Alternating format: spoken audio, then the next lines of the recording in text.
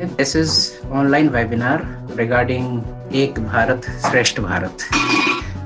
इसके अंतर्गत आज हम लोग ऑनलाइन वेबिनार में चर्चा करने वाले हैं पेयर स्टेट की।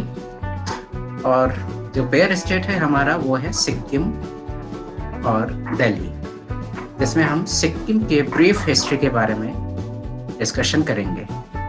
So let's start our online webinar. You all are heartily welcome in this session. So Sikkim आप सभी को पता है, ये हिमालय की गोद में बसा हुआ एक खूबसूरत सा राज्य है, जिसका आरंभिक आधुनिक इतिहास की अगर हम बात करें तो 17th सेंचुरी में इसकी शुरुआत होती है। If you will see the map of Sikkim, तो आपको लगेगा कि ये चारों ओर से चार ऐसी कंट्री से घिरा हुआ था, चार ऐसी कंट्री की बाउंड्रीज से घिरा हुआ था, जो कि हमेशा उसके लिए कोई ना कोई टेंशन लेके आते थे। नॉर्थ में तिब्बत है, ईस्ट में भूटान है, इधर वेस्ट में नेपाल, और साउथ डायरेक्शन में आपका सिलीगुड़ी या बंगाल आता है। यहीं पे ईस्ट इंडिया कंपनी का भी रूल शुरू होता है, यानी कि जब अर्ली ईस्ट इंडिया कंपनी की हिस्ट्री की बात करते हैं तो वो भी शुरुआत ही कोलकाता से होती है। सिक्किम के कल्चर में नेपाली और तिब्बत का प्रभाव बहुत ज़्यादा देखने को मिलता है। इसका रीज़न ये है कि जो 17th सेंचुरी में सबसे पहले सिक्किम एक मोनार्की स्टेट के नाम से इन्फ्लुएंस में आता है, और यहाँ पे जो राजा होता है उसको चौगियाल बोलते हैं। चौगियाल, जो कि नामग्याल डायनेस्टी से इसका संबंध था। नामग्याल डायनेस्टी एक्चुअली केवल सिक्किम में रूल किया है ऐसा नहीं है, उसने लेह और लद्दाख में भी रूल किया था, बट यहाँ की जो नामग्याल डायनेस्टी है that was totally different from that dynasty. Actually ये नामग्याल डायनेस्टीज के लोग जो थे that were migrated from Tibet, and you will know to surprise about that people. ये रूलिंग क्लास थी, बहुत इलीट क्लास थी, रूलिंग क्लास थी, बिल्कुल माइनर होने के बाद, साथ भी कम होने के बाद भी इन लोगों ने पूरे सिक्किम पे राज किया। 17th सेंचुरी के बाद 18th सेंचुरी में एक पॉलिटिकल चेंज आता है कि नेपाल के गोरखा राज्य, यानी कि उस गोरखा किंगडम यहाँ पे अटैक करते हैं। लगभग 40 इयर्स के रूल करने के बाद एक बिग चेंज आता है ब्रिटिश ईस्ट इंडिया कंपनी के सिक्किम में अपने इन्फ्लुएंस को जमाने के साथ ही। यहाँ पे देखते हैं क्योंकि ब्रिटिश ईस्ट इंडिया कंपनी को अपना इन्फ्लुएंस बढ़ाना होता है, अपना प्रभाव बढ़ाना होता है।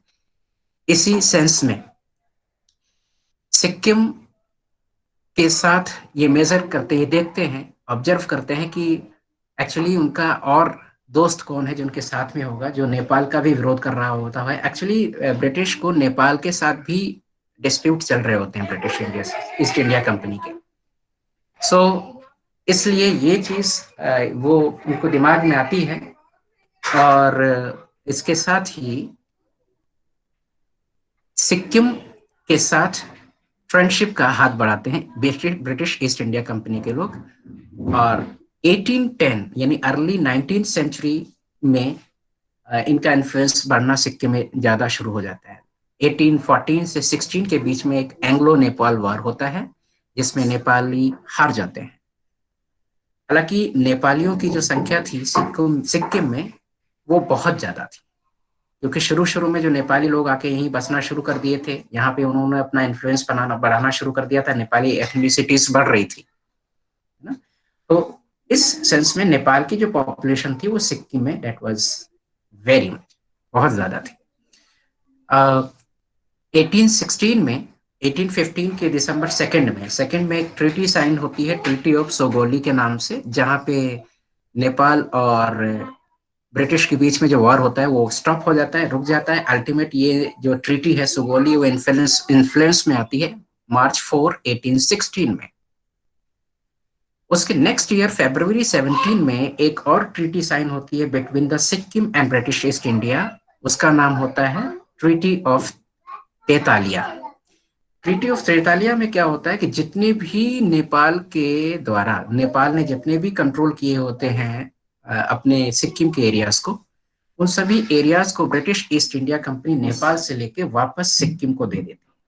But British east India company ने ये सब कुछ यूं ही नहीं किया, उसके पीछे इसका एक मकसद होता था। एक्चुअली दार्जिलिंग जो बहुत उस समय हिली एरियाज के बारे में बहुत फेमस थी, उस पर 1817 में, जैसे कि 12th के बच्चे भी जानते हैं कि इनके सेकंड थर्ड बुक में 1817 में दार्जिलिंग पे कंट्रोल करते हैं ब्रिटिश ईस्ट इंडिया कंपनी के लोग, बिकॉज वो दो रीजन से बहुत इंपॉर्टेंट। एक तो टी गार्डन बहुत ज्यादा थे, दूसरा हिली एरिया था जो कि यूरोप के क्लाइमेट के जैसा ही था। इसलिए ब्रिटिश ईस्ट इंडिया कंपनी के जो ऑफिसर्स हैं वो इसको कंट्रोल में लेना चाहते थे।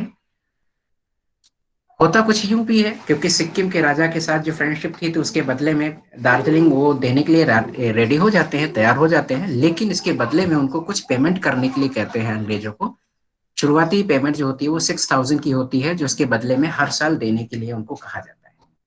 शुरू शुरू में तो वो पेमेंट देते हैं, लेकिन बाद में इस पेमेंट को देने से जब वो इनकार कर देते हैं, तो इस समय वहां के जो लैंडलॉर्ड्स हैं, वहां के जो राजा हैं, वो दार्जिलिंग के इस हिस्से पे जहाँ पे ब्रिटिश ईस्ट इंडिया का कंट्रोल हुआ करता था, वहां पे अटैक करना शुरू कर देते हैं, प्रोटेस्ट करना शुरू कर देते हैं। इस प्रोटेस्ट को दबाने के लिए अंग्रेजों ने दो बार मिलिट्री कैंपेन की, 1850 एंड 1862 में। इसके थ्रू, ठीक है, उन्होंने बहुत सारे बीच में कन्वर्सेशंस किए, नेगोशिएशंस किए, लेकिन अल्टीमेट 1890 के बीच में एक इम्पॉर्टेंट ट्रीटी साइन होती है बिटवीन चाइना एंड इंग्लिश जो मैन है उनके बीच में, यानी एंग्लो चाइना ट्रीटी, जिसमें चाइना को तिब्बत तक ही सीमित रहने के लिए कहा जाता है और ब्रिटिश ईस्ट इंडिया कंपनी के लोग अपने आप को सिक्किम तक ही सीमित कर लेते हैं। इससे क्या होता है कि सिक्किम का बाउंड्री भी प्रोटेक्ट हो गया और सिक्किम में ब्रिटिश ईस्ट इंडिया कंपनी का जो इन्फ्लुएंस है वो भी बना रह गया। ठीक है, अल्टीमेट इधर ऐसा एक भूटान के साथ भी यहाँ पे बाउंड्री शेयर करते थे सिक्किम के लोग, क्योंकि बुद्धिज्म वहाँ का बड़ा इन्फ्लुएंस रिलीजन था और सिक्किम में भी बाद में आया। हालांकि सिक्किम के पहले के जो लोग थे वो एनिमिस्ट रिलीजन को फॉलो करने वाले थे, जिनको लेप्चा कहा जाता है। एनिमिस्ट रिलीजन में ये होता है कि वो सभी में एक रिलीजन फील करते हैं, एक सॉल फील करते हैं, और आ, किसी भी चीज को अगर आप हार्म पहुंचाते हैं, उसको हर्ट करते हैं, तो you are just doing violence. तो ये लैप्चिस्ट जो लोग थे वो बाद में कन्वर्ट होके, हालांकि कुछ लोग क्रिश्चियन बन गए, कुछ लोग बुद्धिस्ट हो गए। ठीक है, तो इसलिए ये कल्चर बाद में इन लोगों का जो चेंज होके दूसरे रिलीजन में कन्वर्ट हो गया। अल्टीमेट 1947 की बात अगर हम बात करें, जब इंडिया इंडिपेंडेंट होने वाला था, उस समय सिक्किम में भी कुछ इस तरीके की प्रोटेस्ट चल रहे थे। जो नेपाली एथनीज लोग थे वो 1940s के डेकेज में उन्होंने भी मूवमेंट किया हुआ था, प्रोटेस्ट किया हुआ था कि वहां पे भी कॉन्स्टिट्यूशनल मोनार्की होनी चाहिए, जिसमें कि किंग की भी मोनार्की बनी रहेगी और कॉन्स्टिट्यूशनल इंस्टीट्यूशंस भी होंगे। इस चीज के लिए उन्होंने प्रोटेस्ट किया।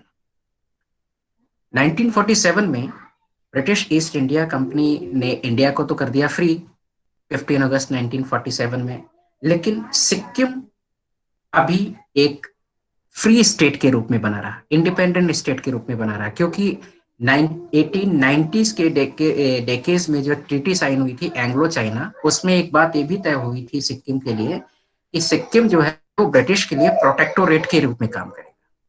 प्रोटेक्टोरेट क्या होता है, यानी कि उसको प्रोटेक्ट करेगा, ब्रिटिश गवर्नमेंट उसको प्रोटेक्ट करेगी। ठीक है, लेकिन वो उसकी हालत जो है प्रिंसली स्टेट की तरह होगी। वो ब्रिटिश ईस्ट इंडिया कंपनी की यानी ब्रिटिश गवर्नमेंट की मदद से कोई भी बाहर के साथ ट्रीटी साइन नहीं कर सकती, मिलिट्री कैंपेन में भी परमिशन लेनी पड़ेगी। बहरहाल 1947 में जब इंडिया को फ्री कर दिया जाता है, लेकिन सिक्किम एक इंडिपेंडेंट किंगडम बना रहता है, एक राज्य बना रहता है। आपने देखा होगा अभी हमने रन फॉर यूनिटी के बारे में भी चर्चा की थी, जहां पे बहुत सारे प्रिंसली स्टेट्स को वल्लभ भाई पटेल जी ने एक डॉक्यूमेंट ऑफ एक्सेशनल जो इंस्ट्रूमेंट साइन करवाया था, एक्सेशन इंस्ट्रूमेंट, जिसमें बहुत सारे प्रिंसली स्टेट्स को साथ में मिला लिया गया था। तो हैदराबाद, कश्मीर और जूनागढ़ में जो ट्रीटी जो पॉलिसी थी, उससे अलग कुछ सिक्किम में फोर्थ तरीके की पॉलिसी इंप्लीमेंट की गई थी। 1950 में एक नामग्याल के रूलर थे, सर ताशी नामग्याल, जिन्होंने हमारे देश के पहले प्रधानमंत्री जवाहरलाल नेहरू जी के साथ में एक ट्रीटी साइन की थी, जिसमें यह तय हुआ था कि 1950 में ट्रीटी साइन हुई थी। यह तय हुआ था कि सिक्किम अब इंडियन गवर्नमेंट के प्रोटेक्टोरेट में रहेगा। और ताशी नामग्याल को यह बड़ा भरोसा था कि जब तक नेहरू जी रहेंगे तब तक सिक्किम का प्रोटेक्टोरेट बना रहेगा और इसको कोई प्रॉब्लम नहीं होगी, और हुआ भी यही। अल्टीमेट 1963 में इनकी ताशी नामग्याल जो वहाँ के चौग्याल थे, एम्परर थे, उनकी डेथ हो जाती है। इधर 64 में हमारे नेहरू जी की डेथ हो जाती है, प्रधानमंत्री जो हमारे देश के थे उनकी डेथ हो जाती है। उनके बाद उनके बेटे जब वहाँ के चौग्याल बनते हैं, तो यहाँ पे एक टेंशन आ जाती है। टेंशन क्या हो जाती है कि उनकी एक मैरिज होती है, जो कि वो वुमेन होती है, वो अमेरिकन होती है, और अमेरिकन होने के साथ साथ उनके साथ एक शक किया जाता है, एक डाउट रहता है कि ये जो वुमेन है वो CIA की, वहाँ की जो एजेंसी है, उनके उसको सपोर्ट कर रही है।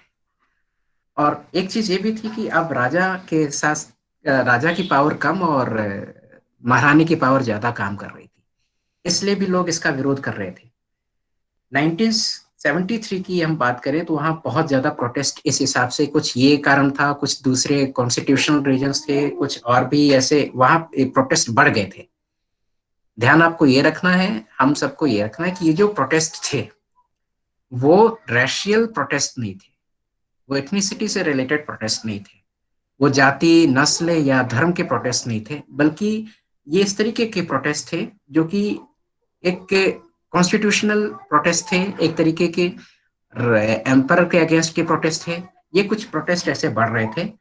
तो इन प्रोटेस्ट को या सिक्किम की रिफॉर्मेशन की अगर हम बात करें तो इसमें आज आपने सुना होगा अजीत डोभाल, बहुत इंपॉर्टेंट नाम है, आज भी ये है नेशनल सिक्योरिटी डिफेंस के ये इंपॉर्टेंट एडवाइजर हैं। उस समय भी इन्होंने 1967 के बैच के ये पहले IAS है जिन्होंने बहुत इंपॉर्टेंट रोल प्ले किया था सिक्किम की रिफॉर्मेशन में।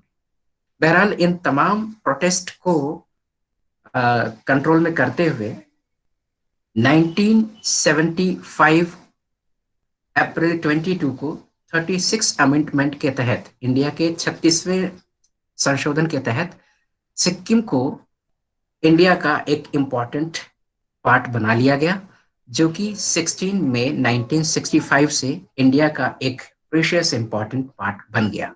आज हम जानते हैं कि सिक्किम का जो हेरिटेज है, वहाँ का जो कल्चर है, वो बहुत इम्पॉर्टेंट है, ना केवल सिक्किम के लिए बल्कि पूरे इंडिया के लिए एक बड़ा इन्फ्लुएंशियल किंगडम या स्टेट है ये समय। और इस हिसाब से एक्चुअली सिक्किम में बड़ी टेंशन थी, सिक्किम को इसलिए इंडियन गवर्नमेंट में अपने कब्जे में किया, अपने कंट्रोल में किया। क्या प्रॉब्लम थी उस समय जब प्रोटेस्ट चल रहे थे? तो इधर नेपाल में नक्सलाइट मूवमेंट, इधर पश्चिम बंगाल में नक्सलाइट मूवमेंट, उधर चाइना में कम्युनिज्म सर उठाया जा रहा था। यदि सिक्किम को कंट्रोल नहीं किया जाता तो प्रोबेबली यह भी पॉसिबल था कि इंडिया के अंदर टेंशन बहुत ज्यादा बढ़ जाती। तो इन नेशनल इश्यूज को ध्यान में रखते हुए सिक्किम को गवर्नमेंट ने अपने कंट्रोल में किया।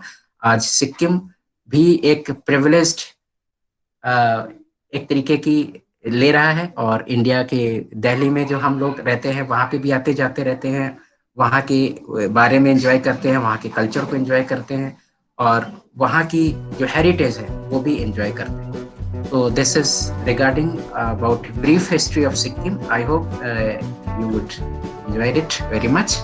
Thank you.